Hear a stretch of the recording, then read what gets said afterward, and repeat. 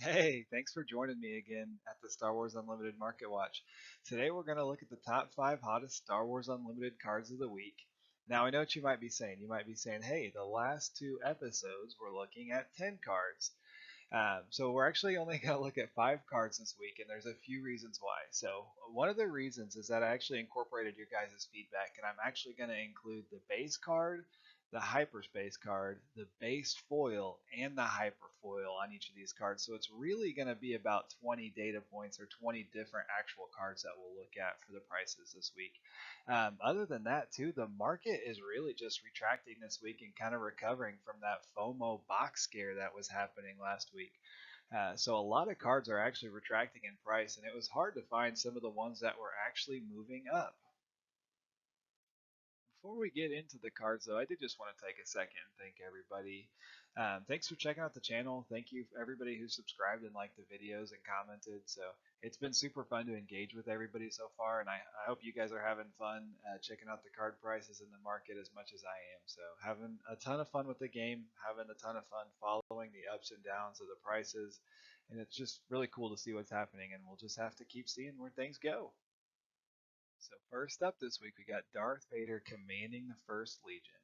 At first glance, Vader does look like he is a loser this week, but with the updates to the channel based on your guys' feedback, we can actually find out that he is actually a winner this week, at least in one of the variants for this card.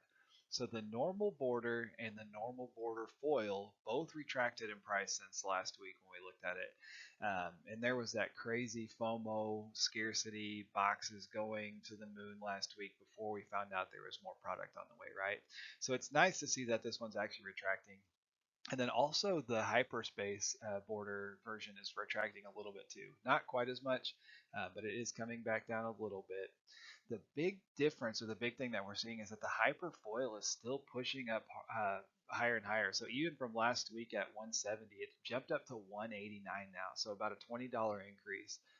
So this card, even though it's losing at 10% in the normal border and about 3% in the borderless version of the hyperspace version, the hyperspace foil version is still climbing. So it'll be interesting to see where this one settles. And I have no idea what it's going to do. It might just keep going, but we'll have to see. So Vader might have just been kind of an honorary mention. The home one, though, is actually moving up across the board. So this card looks like it's going to start seeing more play, maybe in some of the hero green decks. I think I saw it in a Luke Shields restore list. I think I saw it in a Chewie list earlier. Um, but yeah, home one is a very powerful card that was not catching a ton of interest early on. It seems like maybe just because the fact that it's not in the command blacklist or the command villain list that are out right now. You probably wouldn't want to pay 10 for this, but if you're playing a green hero list, this is a very powerful card late game. So if you can survive long enough to drop this, you're getting quite a benefit. You get 3 less cost of a unit that you can play from your discard pile. It has Restore 2, has a big body, and then it gives every other unit you have Restore 1. So, very powerful card. I've been trying it in a green Luke list, and I have been enjoying it immensely. But it looks like other people are starting to see how this one is, how powerful this card is. So, the normal borders jumped up about 22% since the last time we looked at the cards on the 19th. So moving up about $2 to $10.56. The foil version moving kind of similarly, about $1 there. The hyperspace version of this card moving again, market price about $1.59, about a 12% increase up to about $14.19. But what we'll see though is that it's kind of interesting when we look at the actual market price versus the listings available. So on the next slide. So when we look at the actual listings available, the market price doesn't look like it's really telling the whole story with this card. So the market price about $10.56 for the normal border, but we don't have any listings anywhere near that. So the lowest listing on TCG at the time of recording is about $18 for the normal border and then $20 for the hyperspace border. So I'm not sure if this is scarcity drying up, if this is a target buyout or what's happening, but this one's interesting because the market price is really not telling the whole story on this one. So this one's definitely moving up. If it's somewhere between where the market price is and where the listings are now, I wouldn't be surprised. But I think it's actually moving up more than it looks like it should be on paper. The next card on our list is one that can also be played in those same decks with that home one. So U-Wing Reinforcement. This one I've seen show up in the Casino Han list. I've seen it show up in green list with Luke and with Chewie.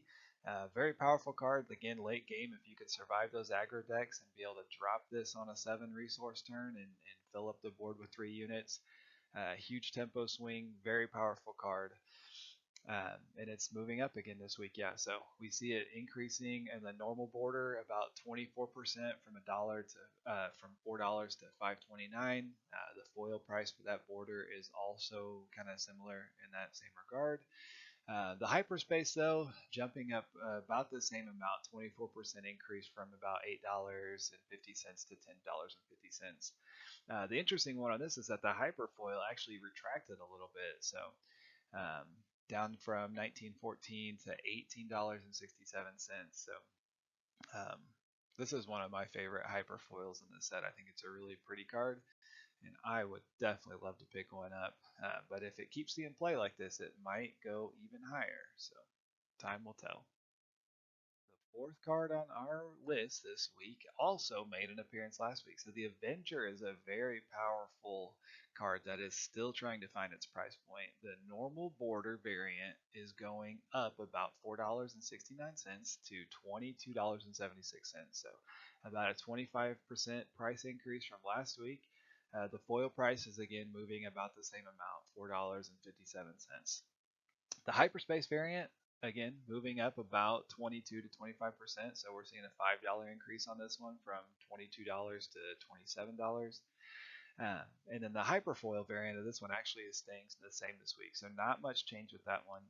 Again, if this card keeps climbing in price, we will have to see that hyperfoil price probably start to trend upward. So once those two start to get in the same ballpark as each other, the hyperfoil will definitely start to trend up. All right, the last card on our list this week is the Seventh Sister. So I think this card might be starting to see some more play. I've seen a lot more of the Grand Inquisitor list popping up, and this card is very powerful in that list. This card being able to defeat shields, also go into the base if they have a Sentinel unit out, and then also start to deal with ground units, seems like a very powerful effect.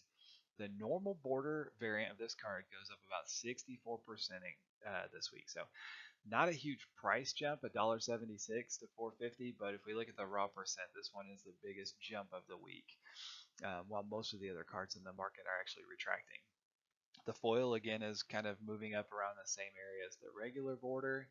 And then when we look at the hyperspace, it's jumping up a little bit, about 10% this week, and the hyperfoil is actually staying pretty much the same where it's at. So a very small percent increase for that one. But yeah, this card very powerful, very playable, and we'll have to see what list it slots into or how competitive those lists are in the future to see if this one stays where it's at or keeps going up. That's going to bring us to the end of the market watch this week. So a little bit shorter. We only did look at those 5 cards, but again, we looked at really 20 different price points for those 5 cards. But if you enjoy the content, again, thank you for everybody who has subscribed. If you haven't subscribed and you like the content, I will try to put one of these market watches out each week so we can see how the market's moving. So if you want to stay in the know and you want to subscribe, that's awesome. But thanks again. Hope you guys have an awesome Easter and stay safe. See ya.